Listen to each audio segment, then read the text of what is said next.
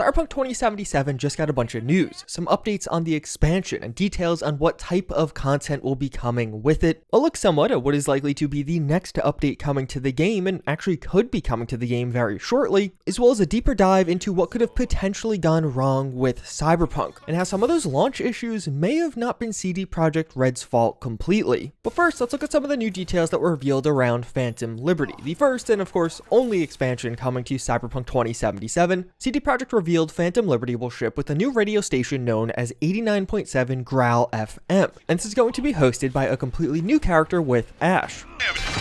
What's up, Pacifica? Got to thinking. Hey, so what if I gave my Dogtown dwellers something juicy to really sink their teeth into? Cause I just jacked my own dish and set up shop right here on the toughest turf in All Night City. That's right, folks. Your girl Ash is primed to dispense some fresh new beats and Dogtown deeds. Ash is going to be voiced by Sasha Grey, who also voiced characters in Saints Row 3, but also has acted in a variety of media over the years. And after just getting a few snippets of voice lines from her from this new trailer, it does definitely sound like a Mox radio host. Like, I feel like it's pretty spot on for what I would hope for something like this to be in the Cyberpunk universe. And I really like that CDPR is going this route. Cyberpunk has one of the best in-game radios and original soundtracks of really any game ever. And many fans have said since release that it would be pretty awesome to have an almost Three Dog-esque radio host that you could interact with and listen to. Now perhaps Ash will start to play somewhat of that role with Phantom Liberty as she is added. Although I think things get even a bit cooler, as 12 to 15 of the tracks that will appear on Growl FM will be made by the community. As with this all, CDPR has also revealed a contest to create original music for this new radio station, and if your track is chosen, you can win $3 grand, a Cyberpunk goodie bag, as well as a license for mixing and mastering software. So on one hand, I could definitely see some people criticizing this as a bunch of the community creating free content for CDPR, while most of them will not actually get compensated in any way. Only a few people will win, while a ton of people will be making things. But to me, I think this is actually a really cool idea, and I like that CDPR is doing this overall. I think the fact that a bunch of the music for this radio station will be from the community will actually make it feel a bit more special or impactful. I know though that $3,000 reward for the winners is definitely a nice touch. I unironically think the payment in exposure will be pretty huge from this. Like, having your song in game will likely lead to a lot of people looking up your song and in turn finding all of your other songs. I wouldn't be shocked if a few of the artists that do get their songs featured in Cyberpunk will start to pop off a little bit following this. Cyberpunk music is a huge part of the game, and the fandom for Cyberpunk is massive. There are a few other things that stirred community discussion with this video. They're only accepting submissions for this contest until November 30th, which has created some additional hope that Phantom Liberty could be coming in early 2023. If they want all the music in that soon, perhaps that means the expansion's not that far after. I thought for sure when we got the first Phantom Liberty trailer, it would have a release date attached to it, but as of right now, all we know is that the expansion is coming at some point in 2023. Many people have been speculating that it'll be earlier in the year, in the first half of 2023, or perhaps even Q1 2023, which would be at any point before the end of March. And although it definitely feels that way, technically nothing is confirmed. We're kind of in a weird situation where CDPR hasn't marketed anything major since Cyberpunk 2077 itself, which had a pretty long marketing cycle, especially with all the delays. But since then, they've kind of gone this completely different approach of no marketing whatsoever. Like, with all of the updates, even the next-gen version of the game, you find out about it the day it's coming out. With them doing a live stream and then at the end being like, oh yeah, and by the way, you could play this right now if you want to. So with that in mind, I always had a feeling that Phantom Liberty marketing would be relatively short, not a year long, but rather just a few months. I suspect it'll come in early 2023, but again, we really don't know one way or another. Technically, it could be coming in November of 2023. Although at the very least, Phantom Liberty has been CDPR's biggest project for over a year now. But even further, some users have pointed out how the expansion is described in the description of the new video as a spy thriller expansion for Cyberpunk 2077 set in an all-new district of Night City. This was also in the original trailer, but it definitely feels like it's getting a bit more attention now. The new district seems like it'll kind of be an expansion of Pacifica, a new district next to Pacifica that is perhaps even using some of the underutilized aspects of it right now in game. And the spy thriller part could definitely suggest a mix-up on gameplay. As opposed to all-out combat or boss fights, maybe we'll have more investigative and sneaky gameplay with Phantom Liberty. But Cyberpunk 2077 is also likely to get a new update relatively soon, that with a new graphics setting. We saw a few weeks ago now how Cyberpunk would be getting DLSS DLSS 3.0 support with the new 4000 series graphics cards from Nvidia. But perhaps just as important is the new ray tracing overdrive mode that will bring the game to its most visually stunning state yet. The 4090 has now launched, and some users have been testing out this new DLSS 3.0 mode, but at least as of right now, the overdrive mode, the higher tier ray tracing mode, hasn't been added to the game. And it's not really clear when it's coming. There are no release dates provided around this. I think it was kind of implied or suggested it'd be soon. The 4090 release, people are playing Cyberpunk with it. They want it to look as good as it possibly can. With major patches, CDPR tends to follow this approach of a major update comes out, then a smaller hotfix patch comes a month or so later. So I wouldn't be shocked if Cyberpunk 2077 gets a version 1.61 update in the next couple of weeks, perhaps adding in this overdrive mode as well as a bunch of other miscellaneous changes or fixes. But speaking of fixes, if you updated your Nvidia drivers, you may have broken your map in Cyberpunk. There's this bug with one of the latest driver versions where the map would enter into this glitched out state as you were using it. This again was just from updating your drivers, not really doing anything with the configuration of the game. Since then, there's been another update to fix this, but if you're still having problems, Nvidia also posted an official workaround to resolve the issue. So either update your drivers, or if things are still not working, you do have this workaround that I'll have linked down below. And you could even win a Cyberpunk themed 4090 if you're interested from CDPR and Nvidia, which I'll also have linked down below. The future of Cyberpunk 2077 is a bit unclear update-wise. As I mentioned, we likely have a smaller update coming relatively soon, but patch 1.7 should have some more gameplay change-ups. It seems like this may already be in testing based on some of the Steam update branches. And though we know some of the things coming with 1.7, like the police rework definitely being the most notable new feature, we don't really know when this is coming. CDPR has had rather large gaps between updates of over 6 months between updates at certain points, which if that's the case with patch 1.7, it means we won't actually see it until March. That seems incredibly far, but this patch also seems to be very ambitious and adding in a lot of new features to the game. So who knows? I got the feeling 1.7 would drop before Phantom Liberty, but from what I could tell, this wasn't properly confirmed one way or another. So technically, Phantom Liberty could ship before or after Phantom Liberty, or even with Phantom Liberty. But either way, we don't really have a concrete timetable as to how far away this patch is. I would love to see it before the end of this year, but I honestly think that may be pretty unrealistic. And if we look at the patching schedule CDPR has been undergoing in the past, I would definitely say Q1 of 2023 may even be a bit on the close side. Could be into Q2 of 2023. But more Cyberpunk content is coming, as a new novel with Cyberpunk 2077 No Coincidence was just announced. This being about a group of strangers discovering Night City, and it's coming in August of 2023. In some of the recent earnings calls, CDPR has described more projects outside of just the video game coming to the Cyberpunk universe. When they were talking about this in the earnings call, it almost sounded like they were talking about something specifically, so this could be that something. But speaking of CDPR overall and their earnings, things actually have been going pretty well for CDPR and Cyberpunk. The game has been in the top 10 bestsellers list of Steam for 5 weeks in a row now, which is pretty insane. As well as the CDPR stock has made quite a recovery since patch 1.6 and Edgerunners. It's still nowhere near where it was even at the end of last year, let alone where it was before the release of the game, but it seems like with the success of Edgerunners, then renewed interest in Cyberpunk 2077 itself, and then all these announcements around future games, investors are a bit happier or more excited for the future of CDPR. But then let's look at one of the reasons the stock may have dropped in the first place, as we do have some more updates on the Quantic Lab Cyberpunk 2077 situation. If you haven't followed this at all, earlier this year in June, a whistleblower from Quantic Lab, a company that was meant to help with the quality assurance testing on Cyberpunk 2077, sent a YouTuber known as Upper Echelon Gamers a massive document detailing all kinds of questionable practices the company was engaging in, particularly around Cyberpunk 2077 itself. There are a bunch of things alleged here, like having very junior QA testers on the game, the QA team lead for Cyberpunk only having 1 year of experience, which you have 1 year of experience in QA, and now you're about to do QA on one of the most ambitious video games ever made. Bug quotas being introduced, so each individual QA tester would have to send CDPR 10 bugs per day, which basically made it so CDPR was getting spammed with bug reports, making it difficult to actually parse through the larger and more concerning issues. This all suggesting that part of the reason for the Cyberpunk 2077 launch disaster was the company CDPR hired to do QA on the game lied to them and actually hindered the bug fixing process. I'll have the 3 original videos on this topic from Upper Echelon Gamers linked down below, but just recently we saw an update from a different source. PC Gamer interviewed 8 former and 2 current employees at Quantic Lab, where they describe a ton of additional things. Apparently only 10 people of the 30-person QA team on Cyberpunk had any previous experience in QA, and those 10 members who actually did have experience had under 1 year of experience. Further, the QA testers were instructed to not talk about their experience when dealing with CDPR, almost misleading them about how experienced they were. One former employee says, "I wouldn't blame Cyberpunk on Quantic. CDPR still released the damn thing, but the fact that the game was in the state that it was, Quantic contributed." The article goes on to back up some of the things reported on by upper echelon gamers and even detail the poor pay and working conditions at Quantic Lab. I'll link to the full read down below if you're interested, but overall, it definitely seems like a non-insignificant part of the Cyberpunk 2077 launch disaster was thanks to Quantic Lab. But as I mentioned in my first video on this topic, and even as a former Quantic Lab employee says here, the blame, to me at least, still falls on CDPR. Because at the end of the day, they had the product, they saw the game, and then they chose to release it. It's not like, oh, surprise, your game is a bunch of bugs. And they almost took it a step further than that with how they handled the last-gen consoles, with quotes like the game runs surprisingly well on last-gen consoles, and even further, not giving media outlets review codes for last-gen consoles. So it's a complex situation. It seems to me that Quantic Lab really hindered the development of Cyberpunk, but at the same time, I don't think it's fair to say that CDPR is blameless here, or that this explains everything, because it definitely doesn't. It's just a piece of the overall puzzle. Thankfully, basically all of this is in the past now, and it does genuinely seem like CDPR has learned from some of these mistakes with how things are being handled with Phantom Liberty. I think in many ways the lack of a Phantom Liberty concrete release window outside of just 2023 is CDPR trying to give the devs as much time as they need to actually get things right, because they know they kind of need to. If Phantom Liberty released in a disastrous state, I think that would harm the reputation that CDPR has spent a lot of time and effort rebuilding over the past couple of years. But thankfully it doesn't seem like that's going to happen, and even ditching last-gen consoles makes it seem even less likely for it to happen. And overall, I'm really excited for the future of CD Projekt Red and Cyberpunk 2077. Hopefully over the next couple of months or before the end of the year, we get some updates on when some of this new content is coming, whether it be patch 1.7 or the first expansion. With that said though, as always again, I thank you all for watching. Hopefully you guys found this one informative, but with that, I hope to see you all next time. Later.